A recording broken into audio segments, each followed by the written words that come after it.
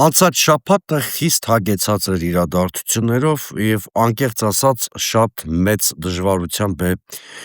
հնարավոր ընտրել այն թեման, որի վրա պիտի կենտրոնանանք: Թերևս այսօր հատկապես խոսենք Վենսի տարածաշրջանային այցի մասին, եթե երեկ տեղի ունեցած չլիներ խայտառակ մի իրադարձություն, որը հերթական անգամ գահավիժման հասցրեց Հայաստանի արդարադատությունը և ընդհանրապես ցույց տվեց, որ Հայաստանը որևէ աղերս չունի ժողովրդավարության, մարդու իրավունքների և ընդհանրապես այն ամենի հետ, ինչ կոչվում է քաղաքակիրթ աշխարհ: Երեկ քրեական գործ հարուցվեց Վեհափառ Հայրապետի դեմ, խափանման միջոց ընտրվեց, արգելված է նրա ելքը երկրից: Սա իհարկե կանխատեսելի իրադարձություն էր, բայց բանական, ռացիոնալ մարդիկ միշտ ինչ-որ հույսեր են ունենում, որ այնուամենայնիվ Նիկոլ Փաշինյանը, նրա շրջապատը չեն կարող այդքան իջնել հատակին, միշտ հույսեր ենք ունենում, որ էս մարդու մոտ կամ նրա շրջապատում առողջ մտածողության ինչ-որ հատիկներ դեռևս պահպանվել են, բայց ինչպես տեսնում ենք սխալվել ենք և երեկ այդ խայտառակ իրադարձությունը, աննախադեպ խայտառակ իրադարձությունը տեղի ունեցավ: Ես ուզում եմ հիշեցնել, որ անգամ Սովետ Միության տարիներին, երբ տոտալ վերահսկողություն կար, այդ թվում եկեղեցու հանդեպ, երբ եկեղեցիներ էին փակվում, երբ հոգևորականներին վերահսկում էին, նույնիսկ այդ ժամանակ իշխանությունները ձեռնպահ էին մնում քրեական գործ հարուցել Վեհափառի դեմ, հասկանալով, որ եկեղեցին ոչ միայն հոգևոր տաճար է, այլև համազգային կոնսոլիդացիայի խորհրդանիշ է և հետևաբար նույնիսկ խորհրդային իշխանությունները, որոնք դասական ընկալմամբ ազգային իշխանություններ չէին համարվում և Հայաստանը անկախ պետություն չէր, ունեին ողջամտության այդ պաշարը, ունեին ռացիոնալ հայացք և կրկնում եմ, կոնֆրոնտացիայի այս բացահայտ մոդելից եկեղեցու հետ հարաբերություններում խուսափում էին և փաստորեն այնինչ նույնիսկ խորհրդային տարիներին աներևակայելի էր թվում, հիմա իրականություն դարձավ: Վեհափառի դեմ քրեական գործ հարուցեցին շինծումի պատրվակով: Հարկ է նկատել, որ այս քրեական գործի հարուցումը Նիկոլ Փաշինյանը ամբողջ անցնող շաբաթվա ընթացքում նախապատրաստում էր: Նա այնքան ցինիկ գտնվեց, որ հանրային հեռուստաընկերության եթերում մեր եկեղեցին համեմատեց ծայրահեղ իսլամիստների հետ, հետո ճեպազրույցում մի բան հորինեց, որ միայն իրեն է հայտնի, ասեց, որ որոշ ուժեր ուզում են կաթողիկոսությունը և Մայր Աթոռի հարստությունը դուրս բերել երկրից, չկա որևէ փաստ, բնականաբար ինչպես միշտ, փաստական որևէ տվյալ Նիկոլ Փաշինյանը չունի, ուղղակի նա այս ստերը, քարոզչական կեղծ նարատիվները հորինում էր, որպեսզի լեգիտիմացներ իր ռեպրեսիան Վեհափառի դեմ և ակնհայտորեն այդ գրոհը ամբողջ շաբաթվա ընթացքում նախապատրաստվում էր, չնայած նրան, որ իշխանությունները պիտի գերծանրաբեռնված լինեին Վենսի այցով, այլ կարևոր հարցերով, բայց նրանց ուշք ու միտքը փաստորեն եկեղեցու դեմ պայքարն է և արդեն շաբաթ օրը երեկ տեղի ունեցավ այդ իրադարձությունը: Ես ուզում եմ այս պատմության մի քանի ուշագրավ ասպեկտի մասին խոսել: Ուրեմն այս քրեական գործը շինծու կապված է տխրահռչակ նախկին Գևորգ Սրբազանի Արման Սարգսյան անունով մեկի հետ, ինչպես գիտեք, նա կարգալույծ էր արվել, այդպիսով ավելի շուտ սկզբում թեմի առաջնորդի պաշտոնից էր ազատվել, հետո դիմել էր դատարան, որպեսզի վերականգնվի իր պաշտոնում, դատարանը իրավունք չունենալով զուտ կանոնիկ իրավունքին վերաբերող հարցը հայցը քննության առնել, այնուամենայնիվ հայցը քննության էր առել, պարտավորեցրել էր Վեհափառին ապօրինաբար նրան վերականգնել պաշտոնում, բնականաբար նման ապօրինի դատական ակտը կատարել հնարավոր չէր, կարգալույծ էր արվել Գևորգ Սրբազանը, Աշխարհիկ Արման անունով կոչվելով, որից հետո փաստորեն վեհապարի եւ այլ բարձրաստիճան հոգևորականների դեմ գործեր հարուցվեցին, իբր նրանք խոչընդոտել են դատական ակտի կատարմանը։ Նման բռնաբարում արդարադատության իրավունքի կարող էր տեղի ունենալ միայն Նիկոլ Փաշինյանի Հայաստանում։ Սա պատմական իրադարձություն է, ցավոք սրտի պատմական իրադարձությունները միայն պոզիտիվ չեն լինում, հատկապես վերջին 8 տարիներին դրանք նաև բացասական իմաստ են ունենում։ Նման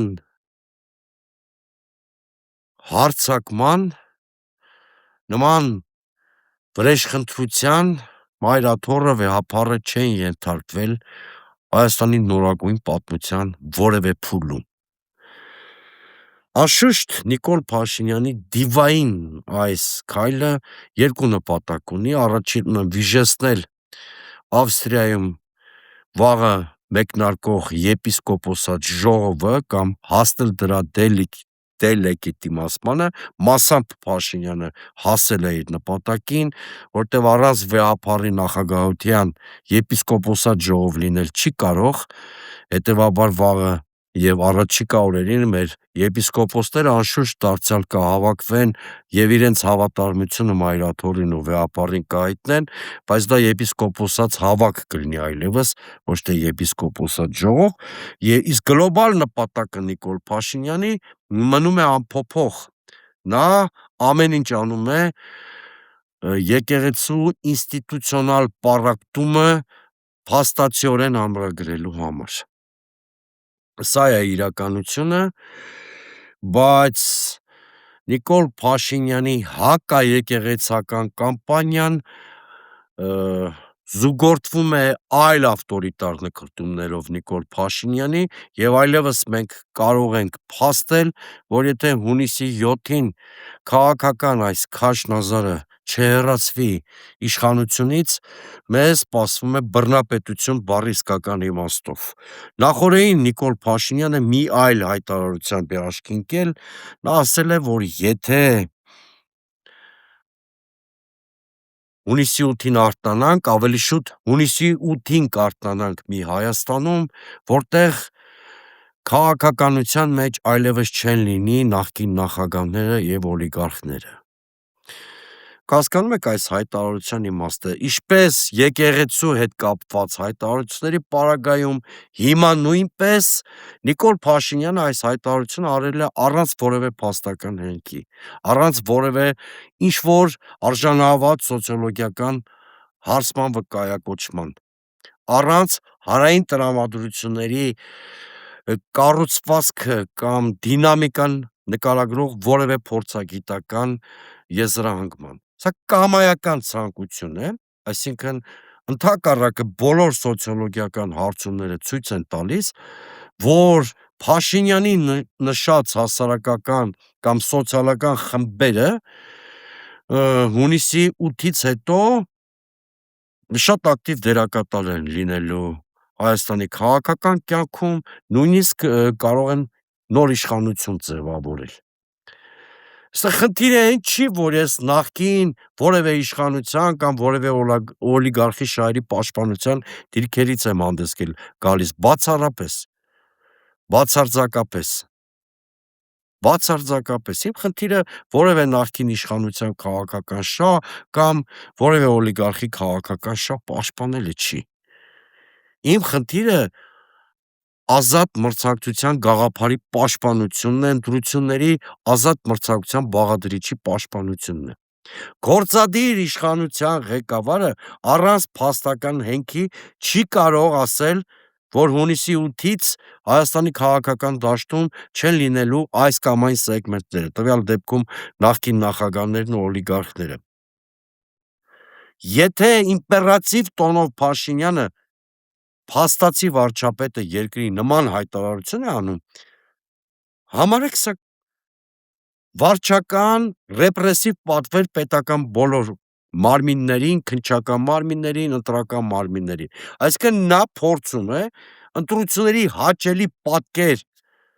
ստանալու ուղղությամբ հրահանգներ իջեցնել պետական մարմիններին եւ բնականաբար հետամուտ է լինելու այդ հրահանգների կատարմանը։ Ցանկացած նորմալ քաղաքակիրթ երկրում ընտրությունները ունենում են երկու շատ կարևոր կամ երեք շատ կարևոր բաղադրիչ. մրցակցային բաղադրիչը, անկանխատեսելիության բաղադրիչը, անորոշության բաղադրիչը։ Ոչ թե գործադիր իշխանության ղեկավարի ճաշակը, այլ քվեարկողների, ընտրողների կամ արտահայտությունն է միայն իրավասու որոշել Հայաստանի քաղաքական քարտեզը։ Այս սա է, որ խախտել է Փաշինյանը, եւ սա ազդանշան է, որ նա փորձելու է ռեպրեսիաների, ընտրակեղծարարության, վարչական ռեսուրսի չարաշահման ճանապարհով ստանալ հաճելի պատկեր։ Իսկ ինչ պետք է անենք մենք ընդդիմադիր ուժերով։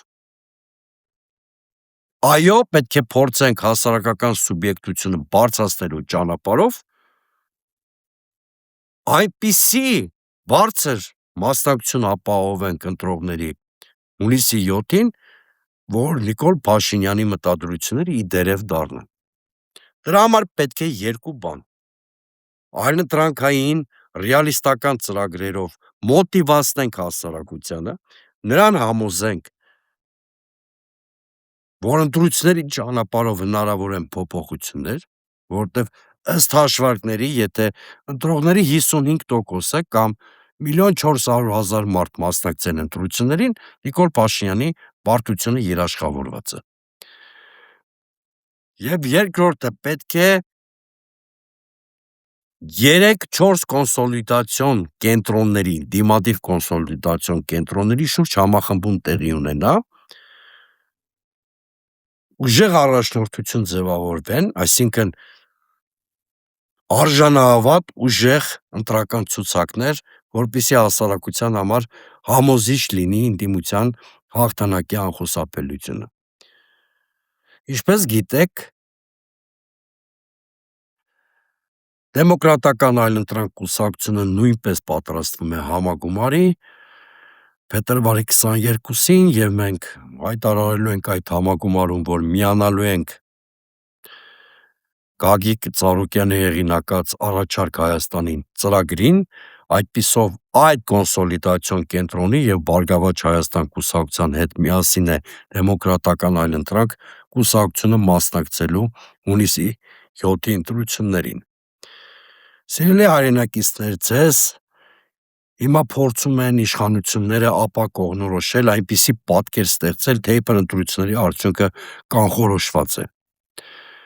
Եվ վկայակոչում են օրինակ Վենսի հայտարարությունը, որը Երևանում անթաքույց աջակցություն հայտնեց Նիկոլ Փաշինյանին։ Երբեք չհավատաք նման լեգենդների։ Նախ Միացյալ Նահանգների փոխնախագահը շատ կոպիտ սխալ է արել Հայաստանում իր ներքաղաքական նախապատվությունը հայտնելով, այսինքն միջամտելով Հայաստանի ներքին գործերի։ Այսպիսով Միացյալ Նահանգները Հայաստանի ժողովրդի աչքերում կորցնում են իրենց բարոյական հեղինակությունը, որտեղ պարբերաբար եւ ավանդաբար նրանք էին Ռուսաստանին մեղադրում, թե իբր ռուսները միջամտում են այլ երկրների ներքին գործերին։ Հիմա փաստորեն այդ երկրի երկրորդ պաշտոնյան Հայաստանում նույն բանն է արել։ Սա առաջին, եւ երկրորդը, միշտ հիշեք, Հայաստանի իշխանության հարցը որոշվում է ոչ Մոսկվայում, ոչ Վաշինգտոնում, ոչ Բրյուսելում, ոչ էլ առավել ևս Բաքվում կամ Անկարայում։ Հունիսի 7-ին, եթե մեր հասարակությունը ակտիվ մասնակցի ընտրություններին, այս իշխանության պարտությունը երաշխավորված է։ Արդեն ասեցի մեր կուսակցության քաղաքական դիրքավորման մասին, համարեք, որ այս օրերից սկսած իմ գլխավոր առաքելությունը եւ իմ քաղաքական թիմի Դեմոկրատական այլընտրանք կուսակցության համարելու եմ հասարակության հետ ակտիվ աշխատանքը, որպեսզի հունիսի 7-ին ցանկալի ընտրական պատկեր ձևավորվի ոչ թե արտաքին խաղացողների, այդ թվում Ադրբեջանի ու Թուրքիայի, այլ մեր ժողովրդի Հայաստանի համար։